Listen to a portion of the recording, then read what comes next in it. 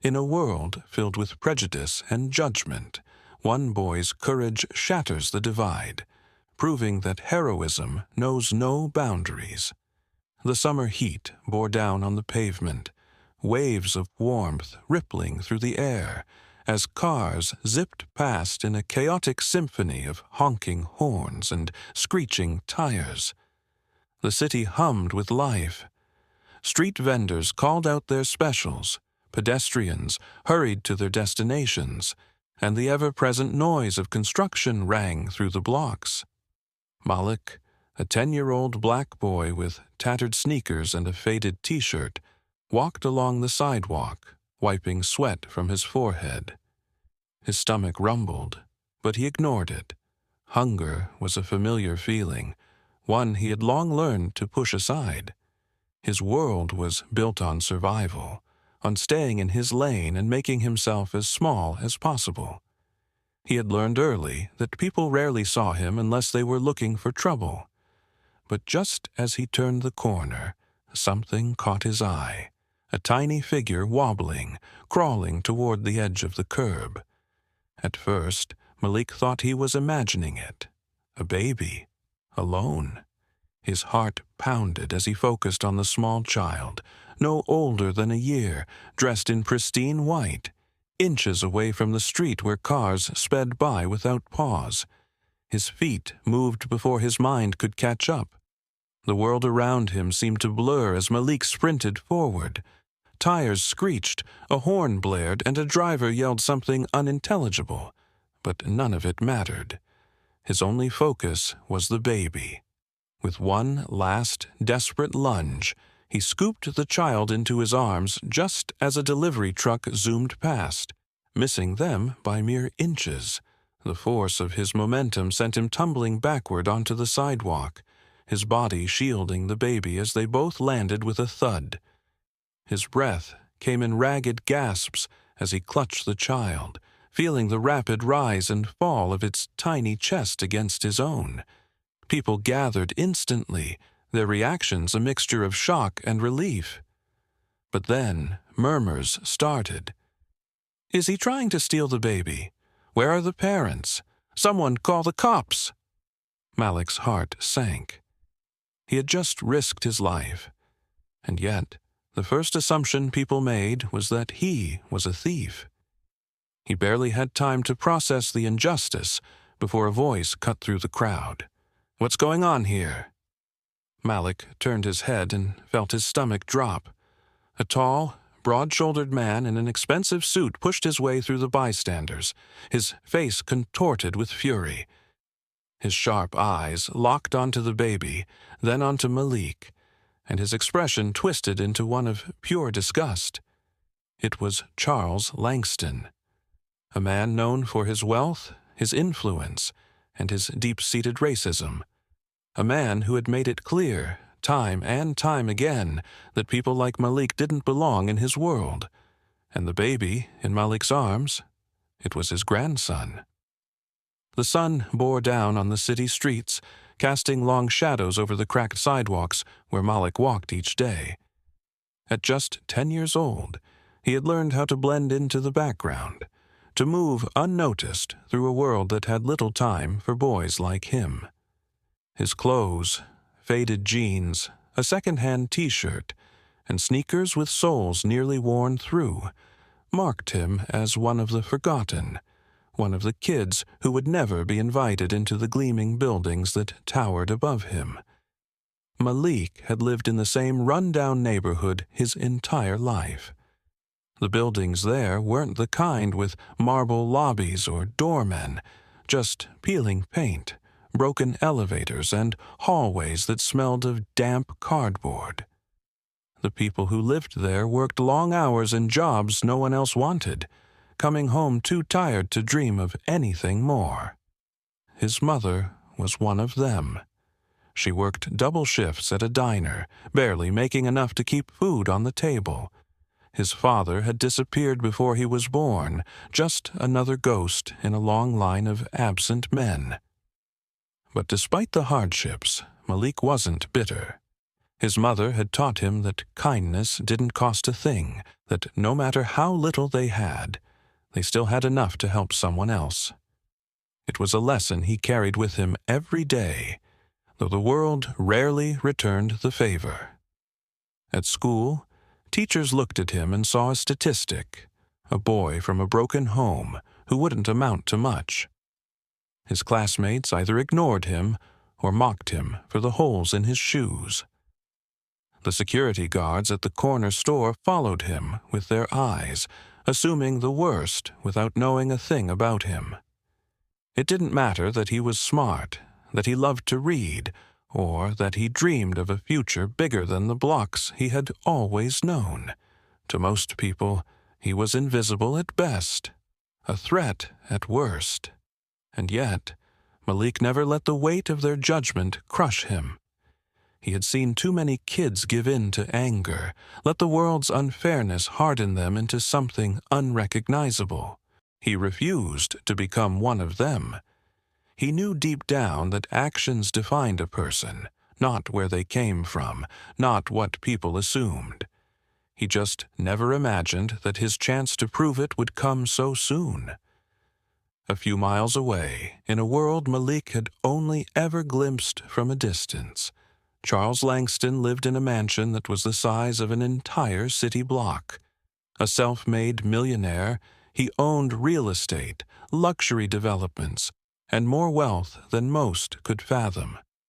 His name was printed on glossy magazines, his face smiling from behind polished desks as he signed deals that made him even richer. To the public, Langston was a man to be admired, powerful, successful, but to those who knew him, he was something else. His wealth had only solidified his belief that money was the true measure of a person's worth. He had built his empire with ruthless efficiency, never looking back at the people left in his wake. And he had no patience for those who didn't fit into his world, especially people like Malik. Langston had a grandson, a toddler who had only ever known luxury. The boy had never worn second-hand clothes, never gone to bed hungry, never walked through streets filled with potholes and broken glass. To him, the world was safe, comfortable. But on one fateful day, that illusion nearly shattered. On the surface, Langston and Malik's worlds should never have collided. The lines between their lives were clear, the boundaries firmly set. But fate had other plans. It happened in a split second.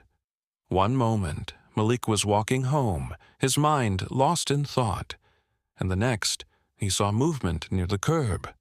A small child, no older than 2, was crawling toward the street, his chubby hands patting the pavement as he moved dangerously close to the traffic. Malik's heart slammed against his ribs. There was no time to think, no time to weigh the risks. He bolted forward, his feet barely touching the ground. Cars sped past, horns blaring, but all he could see was the baby, inches from disaster. The moment Malik saw the baby crawling toward the street, everything else faded away. The bustling sounds of the city, the distant honking of cars, and the chatter of pedestrians. It all became background noise as a single realization gripped him with fear. The child was seconds away from stepping into a deadly path. Malik's body moved before his mind could catch up. His feet pounded against the pavement as he sprinted forward, his heartbeat hammering in his ears. The little boy, still unaware of the danger, giggled as he reached for something on the ground, his tiny fingers brushing the edge of the curb. Just beyond him, a black sedan was speeding down the street, its tires skidding slightly against the asphalt. A jolt of adrenaline surged through Malik's veins. There was no time to think, only time to act. With one desperate lunge, Malik threw himself forward, his arms outstretched. He scooped the baby up just as the rush of wind from the passing car brushed against his back. The tires screeched as the driver swerved, narrowly missing them.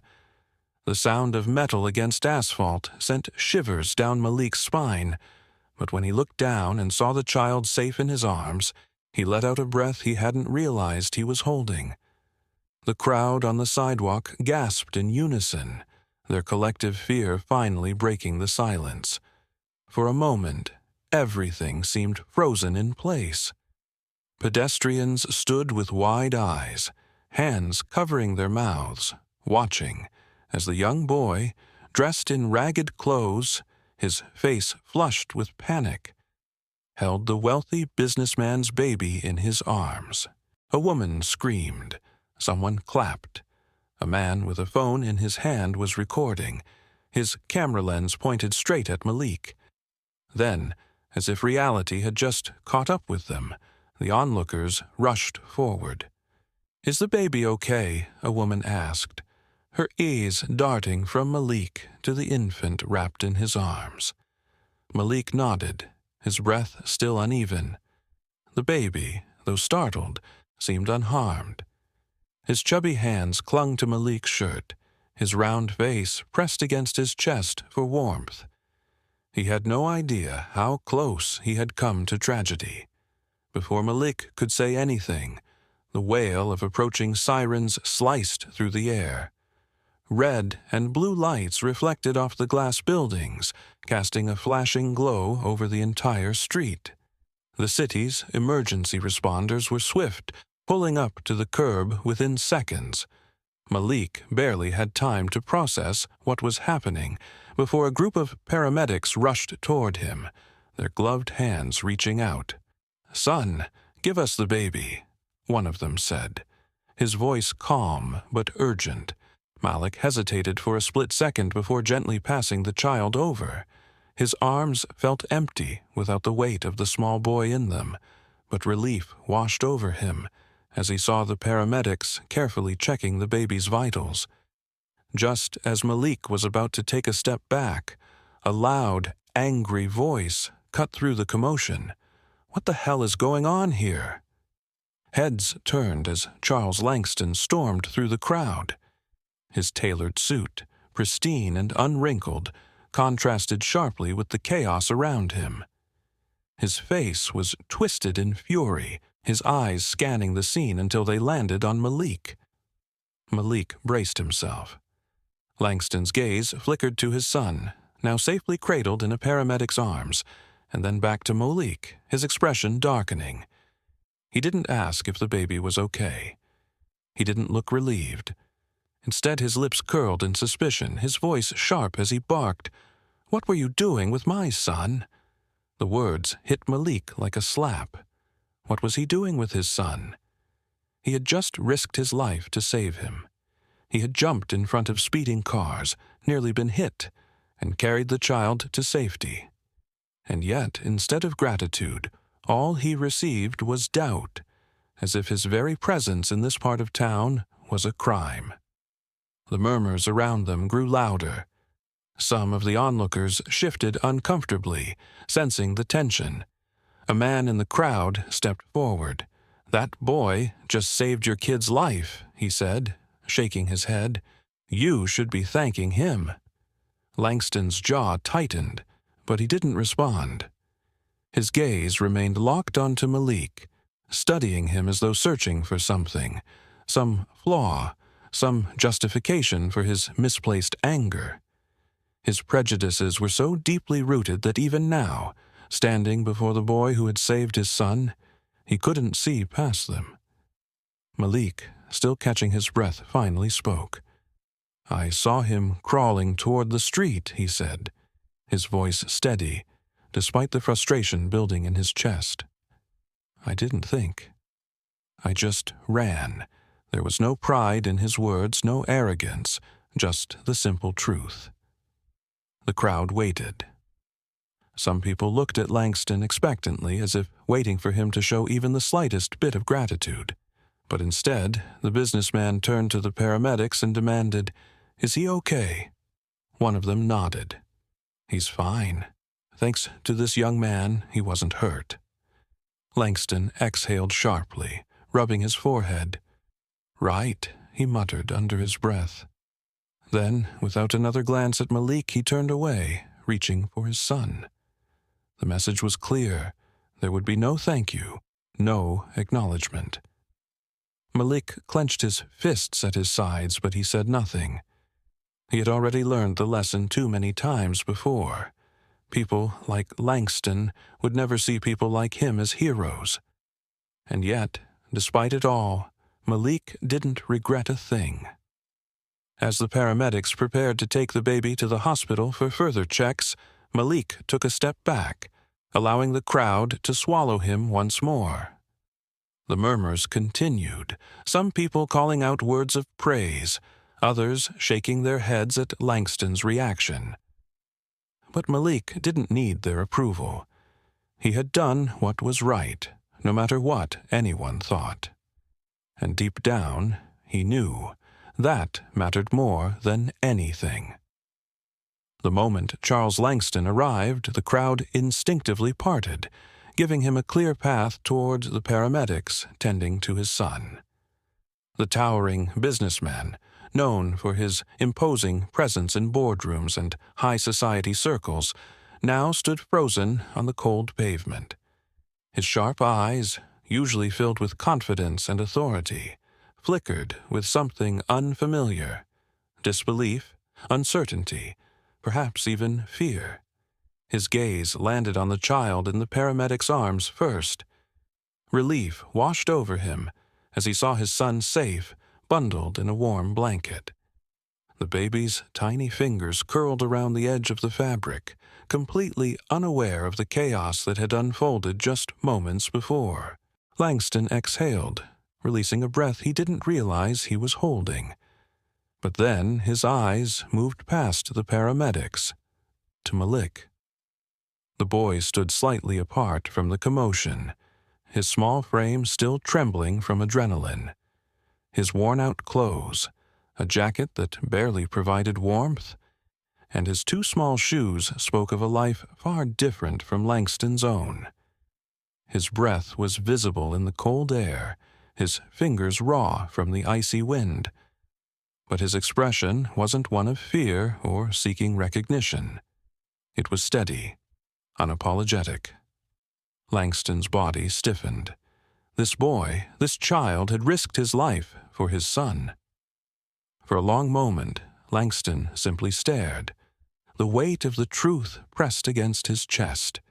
He had built his life on the belief that people like Malik were different, that they didn't belong in his world, that they were reckless, untrustworthy, and undeserving. But now, standing here, he was forced to confront the reality of his own hypocrisy. A black child had saved his son when no one else had moved. His own people, the elite crowd he surrounded himself with, had stood frozen, too hesitant to act. Malik had not hesitated. Langston swallowed, but his throat was dry. The arrogance, the certainty he carried himself with every day, suddenly felt hollow. His beliefs, which had once seemed so immovable, felt like they were crumbling under the weight of this moment. A murmur rippled through the crowd as they watched, waiting for him to speak, to react. But Langston couldn't move. He couldn't form the words. For the first time in his life, he didn't know what to say. The paramedics, sensing the tension, turned toward him. "Sir, your son is stable. He's going to be fine. But this boy," one of them gestured toward Malik, "is the reason why. He risked his life to save him." The words stung. They made everything even more real. Langston's jaw tightened. His gaze flickered back to Malik, who stood motionless, watching him, not with expectation, not with hope, just quiet resilience. There was no desperation in the boy's face, no pleading for acknowledgement. He wasn't waiting for praise or for Langston's approval. He had done what was right, and that was enough for him. That realization hit Langston harder than he expected. Malik's courage was not defined by recognition. It wasn't defined by whether or not Langston would shake his hand or say thank you. It wasn't transactional. It was pure. And Langston, he was the one who had been blind. He clenched his fists at his sides, torn between pride and shame. He wanted to speak, to offer some kind of gratitude, but the words got stuck in his throat, tangled with years of beliefs he had never once questioned. The crowd shifted uncomfortably, sensing the unspoken conflict. Some onlookers whispered amongst themselves, others shook their heads, as if silently urging Langston to say something, anything. But Malik, still catching his breath, simply shrugged. "I just did what anyone should do," he said, his voice even, unwavering. Langston's chest tightened. The words were simple, but they carried more weight than any speech he had ever given in his life. Because the truth was, he wouldn't have done the same. If the roles had been reversed, if Malik had been the child in danger, would Langston have risked his own life for him? Would he have leaped into traffic without hesitation? Would he have seen Malik as worthy of saving? The answer made his stomach churn. For years, he had let his prejudice define his decisions, his actions, his entire worldview. But now, faced with the undeniable truth, he could no longer hide from it. His son had been saved by the very person he had spent his life looking down upon. Langston let out a shaky breath, his fingers loosening at his sides. He forced himself to hold Malik's gaze for a moment longer before lowering his head slightly, not in submission, but in something else. Recognition, humility, shame. The crowd watched as something shifted in Langston's expression. The usual cold arrogance had melted into something raw, something vulnerable. He had built an empire on power, on control, but in this moment, he had none. All he had was the truth, and for the first time in his life, he was forced to accept it. The crowd fell silent as Charles Langston took a hesitant step forward, his usual air of authority replaced by something unrecognizable: uncertainty. He had spent his life controlling every situation, commanding respect through power and wealth.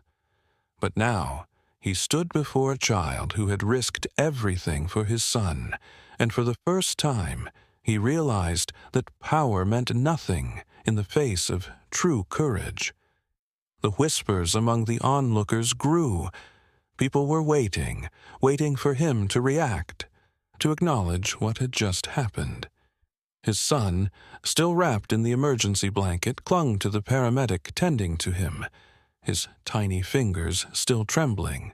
The thought of losing him sent a fresh wave of emotion through Langston's chest. He turned back to Malik, the boy who had changed everything, the boy who had saved his child. Langston inhaled deeply, his pride warring with the undeniable truth. His entire life had been built on preconceived notions, on the idea that people like Malik were somehow lesser, undeserving, insignificant. Yet, standing before him was a child who had displayed more strength, more bravery, and more humanity than he had ever shown in his decades of success. His voice caught in his throat. He had spoken at hundreds of business conferences, commanded the attention of the most powerful figures in the world.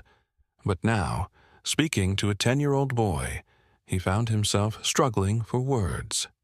"I was wrong," he finally said, the weight of those 3 words heavier than he had ever imagined. Gasps rippled through the crowd. Those who knew him, those who had followed his career, had never seen Charles Langston admit to a mistake, let alone one of this magnitude. But it wasn't just about admitting he was wrong. It was about confronting the person he had been. He turned fully toward Malik, his voice steady but filled with emotion. I spent my life believing things that I now realize were lies. I judged you before I even knew you. I assumed your worth based on where you came from, what you wore, how you looked, and I was wrong." Malik stood firm, his expression unreadable. He wasn't looking for an apology. He hadn't done what he did for recognition. But hearing those words from a man like Langston, it meant something. Langston took another breath, steadying himself. He glanced at his son, then back at Malik. "You saved my boy," he continued, his voice soft, "and there's nothing I can do to repay you for that. But I can try." The murmurs in the crowd grew louder. Then Langston did something that left everyone speechless. He knelt. Right there, in the middle of the busy street, the billionaire businessman knelt before Malik, a symbolic gesture that shattered the walls of power, privilege, and prejudice that had stood between them. "I don't know what kind of life you've lived," Langston admitted, looking up at Malik, his voice raw. "But I know that you deserve better than this. You deserve a home, a family, a future filled with opportunity instead of struggle." Malik's eyes widened slightly. He had spent his entire life surviving, never expecting anything from anyone. And now, the most unlikely person was offering him something he had never even dreamed of. "I want to adopt you," Langston said, his words slow but deliberate. "I want to give you the future you deserve. Not out of guilt, not out of obligation, but because you've shown me the kind of person I should have been all along." The world seemed to pause. The weight of his words hung in the air, disbelief written across the faces of those watching. Even Malik, who had been so composed throughout the ordeal, felt his breath hitch. Adoption. The very man who had likely never given a second thought to kids like him was now offering him a home. Malik glanced around, searching for answers in the faces of the onlookers, but all he saw were stunned expressions. This wasn't just about him. This was bigger than both of them. This was about breaking cycles, about rewriting narratives, about proving that kindness, no matter where it came from, had the power to change everything. Langston remained on one knee, waiting. For the first time in his life, he was at someone else's mercy. And then Malik spoke. "You don't have to do this," he said, his voice quiet but firm. Langston shook his head. "I do." Silence stretched between them. Finally, Malik exhaled, the weight of his past, his present, and his uncertain future colliding all at once. But deep down, he knew this wasn't just about him accepting a new life. It was about proving that change was possible, even in the most unexpected places. With a slow nod, Malik extended his hand. Langston grasped it firmly, sealing a decision that would not only change their lives, but ripple through the entire community. Because in that moment, the barriers between wealth and poverty, race and privilege, past mistakes and future redemption, all crumbled. One act of bravery had shattered a lifetime of prejudice, and one decision had rewritten both of their fates forever. Malik never set out to change anyone's life. He just saw a baby in danger and acted. He hadn't thought about what it would mean, who the child belonged to, or what anyone would think. In that moment, the only thing that mattered was saving a life. But what he didn't know was that his actions would go far beyond that one child. His courage that day would transform the life of a man who had spent decades trapped in his own hatred. Charles Langston had built his world around status, wealth, and power, convinced that his place at the top was unquestionable. He had spent his life shaping narratives, ensuring that people like Malik were kept at a distance, dismissed before they were even given a chance. But when that same boy risked everything to save his son, Langston was forced to confront the truth he had spent a lifetime avoiding. It wasn't just about the baby. It wasn't just about Malik. It was about change, deep, uncomfortable, undeniable change.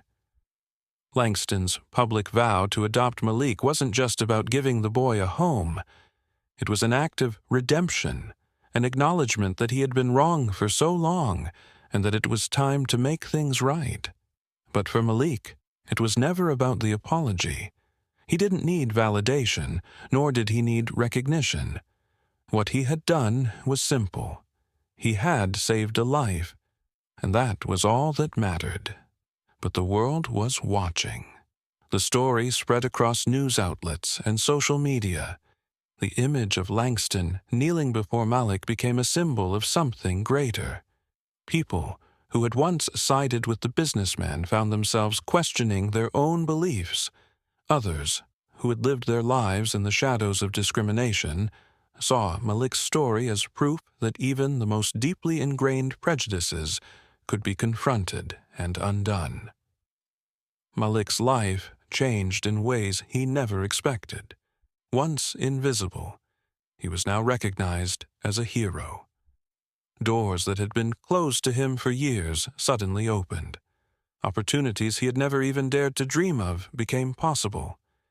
Yet, through it all, he remained the same, grounded, humble, and driven not by anger or resentment, but by a quiet belief in doing what was right.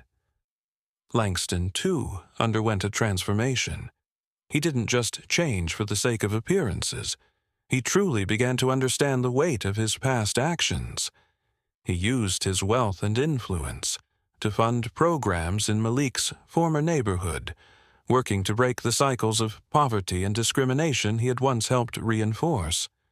He spoke openly about his past mistakes, urging others to reflect on their own biases and to take action to create a more just world. The most unexpected part of it all was the bond that formed between Malik and Langston's son. Despite coming from vastly different worlds, the two boys became inseparable. For Langston's son, Malik was not just the person who had saved his life. He was his brother, his protector, and his role model. Their friendship became another testament to the power of change. But beyond the headlines and the public discourse, the most important lesson was one that couldn't be measured in wealth, status, or influence. Malik had proven that true heroism wasn't about power. It was about heart. And sometimes, the most profound changes didn't come from grand gestures or political movements. Sometimes, they came from one boy, one moment, and one decision to do the right thing. As Malik walked forward into his new life, he carried with him the knowledge that he had changed more than just his own fate. He had shattered barriers, rewritten expectations, and forced an entire community to see the world differently.